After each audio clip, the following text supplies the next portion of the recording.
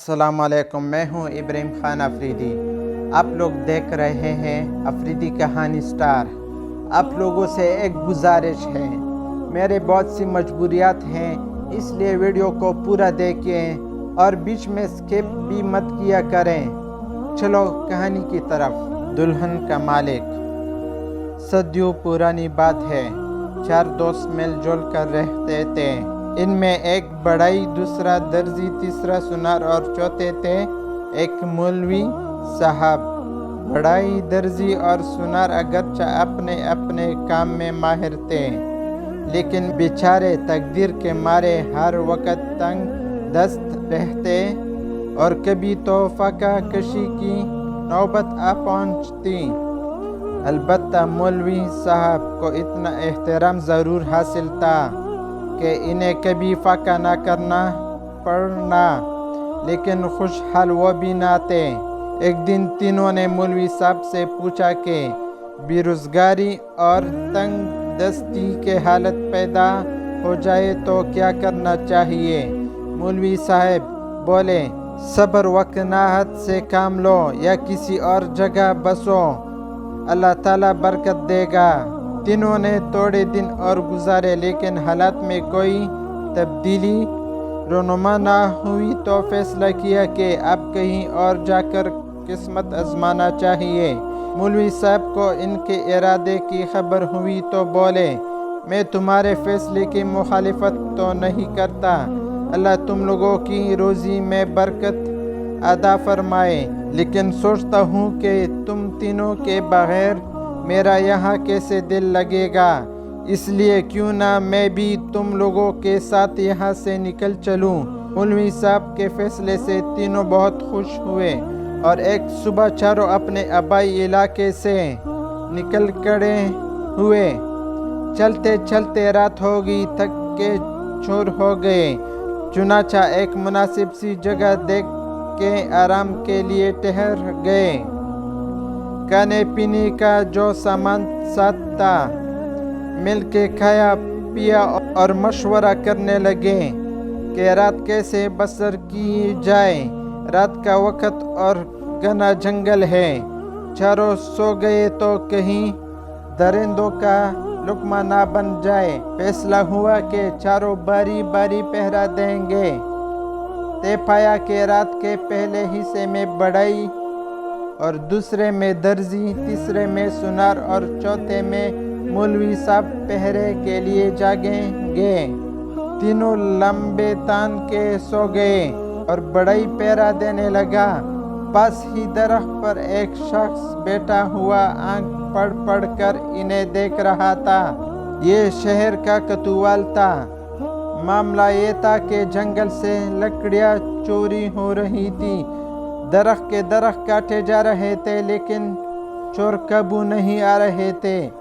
اہلکار اس مسئلے کا کوش لگانے کے لیے مقرر کیے گئے، لیکن کچھ پتہ نہ چل سکا۔ آخر کوتوال نے فیصلہ کیا کہ وہ خود جنگل میں چھپ کر کوش لگائے گا۔ اسی سلسلے میں وہ شیری شام ہی ایک درخت پر آ بیٹھا تھا کہ رات کو اس نے 4 آدمیوں کو اس طرف آتے دیکھا۔ کوتوال سمجھا کہ ان کا تعلق چوروں کے ٹولے سے ہوگا، باقی پیچھے آ رہے ہوں گے۔ اس نے اپنے آپ کو ٹہنیوں میں چھپا لیا اور ان کی سرگرمیوں پر نظریں گاڑ دیے۔ ادھر بڑھئی نے پہرا دیتے دیتے سوچا، جاگنا تو ہے ہی، وقت ضائع کرنے سے کیا فائدہ، کیوں نہ یہ وقت کسی کام میں صرف کیا جائے۔ اس نے اپنے سامان میں سے اوزار نکالے اور آری سے ایک سوکھا درخت کاٹنے لگا۔ کوتوال نے دیکھا تو چونکا ہو گیا۔ وہ خوش تھا کہ اپنے مقصد میں کامیاب ہو گیا اور چور ہاتھ آ گئے، لیکن ایک بات نے اسے الجھن میں ڈال دیا تھا۔ بڑھئی بڑے اطمینان سے اپنا کام میں مصروف تھا اور اس کے ساتھی بے فکری سے سو رہے تھے، کوئی اس کا ہاتھ نہ ہٹا رہا تھا۔ اسے لگا کہ معاملہ کچھ اور ہی ہے۔ वो टकटकी बांध ही बढ़ई को देखता रहा। बढ़ई ने तने से 4-5 फुट का टुकड़ा काटा और तराश हराश के एक खूबसूरत सी मूर्ति बना डाली। इतने में इसके पहरे का वक़्त ख़त्म हो गया। इसने दर्जी को बेदार किया कि अब वो पहरा दे और खुद सो गया। दर्जी आंखें मलता हुआ उठा तो देखा कि पास एक खूबसूरत सी मूर्ति पड़ी हुई है। इसने सोचा चलो वक़्त गुजारने का एक बहाना हाथ आ गया, क्यों ना इसके लिए खूबसूरत लिबास तैयार कर लिया जाए, वक़्त भी गुजर जाएगा। इसने तेले से अपने औजार निकाले। रंग बरंग की कतरने भी तले में मौजूद थे। इसमें से कतरानों का इंतखाब किया और काम में जत गया। पहरे का वक़्त ख़त्म होते होते इसने मूर्ति का प्यारा सा लिबास तैयार करके इसे पहना दिया। इस लिबास में मूर्ति ने एक खूबसूरत सी लड़की का रूप धार लिया। अब तीसरे साथी के पहरे का वक़्त शुरू हो गया था। इसने सुनार को जगाया और खुद सोने का दराज हो गया। सुनार ने आंखें मलते मलते इधर उधर देखा तो इसे एक नाकाबिल यकीन मंजर दिखाई दिया। एक हसीन लड़की खूबसूरत लिबास ज़ेब तन किए दरख्त के सहारे लिए खड़ी है। हर से देखा तो पास ही लकड़ी के कुछ बेकार टुकड़े बरादा और फिर रंग बरंगी कतरनी नजर आई। वो समझ गया कि क्या मामला है। इसने सोचा रात का ये पहर गुजारने के लिए क्यों ना वो भी कोई काम कर ले। इसने ज़ेवरात बनाने का ज़रूरी सामान और ज़रूरत के मुताबिक सोना चांदी इस्तेमाल करके इस मुतासिर से वक़्त में हल्का फुल्का जो ज़ेवरात तैयार हो सकता था बनाकर मूर्ति को पहना दिया। इधर वो काम से फारिग हुआ, उधर इसके पहरे का वक़्त ख़त्म हो गया। इसने मौलवी साहब को उठाया कि अब पहरा देने की इसकी बारी है और सोने के लिए चादर तान लिए। मौलवी साहब ने हसीन और जमील दुल्हन की तरह की ये मूर्ति देखते तो हैरान रह गए। खैर इन्होंने वज़ू किया और इबादत में मसरूफ़ हो गए कि चलो पहरे का पहरा और इबादत की इबादत। इस दौरान में इन्हें ख्याल आया कि अल्लाह की कुदरत से ऐसा भी हो सकता है कि ये हसीन और जमील मूर्ति सचमुच की जानदार दुल्हन बन जाए। इन्होंने अल्लाह की हजूर कड़कड़ा के दुआ की, खुदा की शान कि इनकी दुआ पलक झपकते में कबूल हुई और मूर्ति में जान आ गई। अब वो जीते जागते दुल्हन थी। सुबह की सफ़ेदी नमूदार होने लगी तो मौलवी साहब ने बाकी साथियों को बेदार किया। सब ने मिलकर नमाज अदा की। अब इनका ध्यान मूर्ति की तरफ गया तो वो ये देखकर हैरान रह गए कि वहाँ लकड़ी की मूर्ति की बजाय एक सचमुच की सच्ची सच्चाई दुल्हन बैठी है। अब चारों ने इस पर हक जताना शुरू कर दिया। बढ़ई ने कहा, सबसे पहले मैंने लकड़ी को काटकर इसे मूर्ति की शक्ल दी, इसलिए इस पर मेरा हक है। दर्जी ने कहा, नहीं, इस पर मेरा हक है। मैंने इसे कपड़े पहनाकर हया और तकद्दस का रूप दिया। सुनार बोला, हक तो मेरा ज़्यादा है कि मैंने रातों रात इसके लिए ज़ेवरात बनाकर इसे दुल्हन की तरह सजाया। मौलवी साहब बोले, तुमसे ज़्यादा हक तो इस पर मेरा है। अल्लाह ताला ने मेरी दुआ कबूल की और बेजान मूर्ति की रूह अदा की और बेजान मूर्ति की रूह अदा करके जानदार बना दिया। चारों दोस्त जो एक दूसरे पर जान चढ़कते थे, दोस्ती को भूलकर आपस में झगड़ने लगे।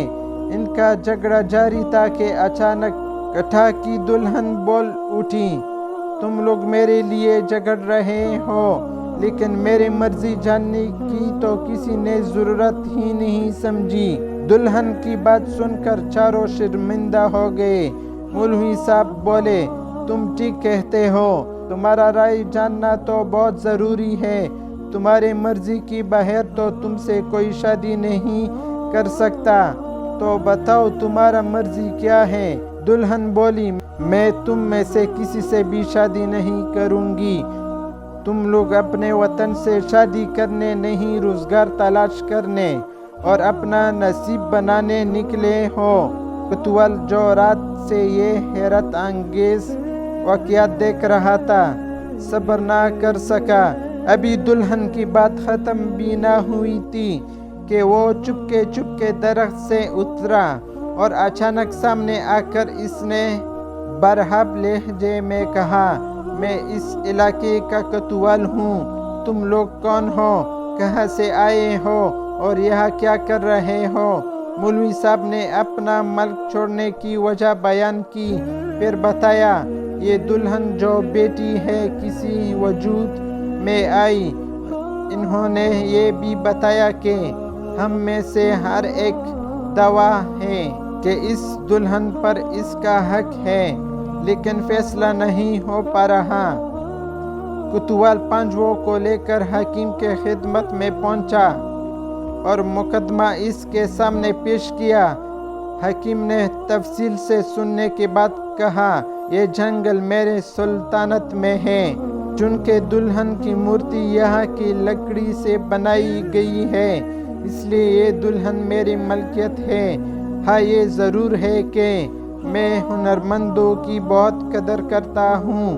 اگر واقعی یہ تم لوگوں کا کارنامہ ہے تو تم چاروں کو انعام و کرم سے نوازا جائے گا، لیکن یہ کیسے ثابت ہو کہ یہ سب سچ ہے؟ اب دلہن نے زبان کھولی اور کوتوال کی جانب اشارہ کر کے بولی، حضور والا، ان حیرت انگیز واقعات کا جیتا جاگتا ثبوت تو آپ کے یہ کوتوال ہے، انہوں نے سب کچھ خود دیکھا ہے۔ یہ سن کر کوتوال نے حیرت سے دلہن کی طرف دیکھا، پھر حکیمی شہر کے سامنے وہ تفصیل بھی بیان کی کہ یہ بڑائی درزی سونار اور مولوی صاحب کے ہاتھ کس طرح لکڑی کی ایک مورتی سچ مچ کی دلہن بن گئی۔ حکیم نے کہا، یہ کوتوال میرا بااعتماد اہلکار ہے، اس کے بعد مجھے کسی اور کی گواہی کی ضرورت نہیں۔ تم سب اعلیٰ ہنرمند ہو، اس لیے تم چاروں کو میرے ریاست میں اعلیٰ عہدوں پر لگایا جائے گا۔ چاروں نے جھک کر حکیم کا شکریہ ادا کیا، نہایت عیش و آرام سے وہاں رہنے لگے۔ سوات کی ایک لوک داستان سے ماخوذ کہانی تو بہت خوبصورت تھی۔ اگر آپ لوگوں کو مزہ آیا تو ضرور سبسکرائب، لائک، شیئر کرتے جائیں۔ اب تک کے لیے اتنا ہی۔ خدا حافظ، خدا پا امان۔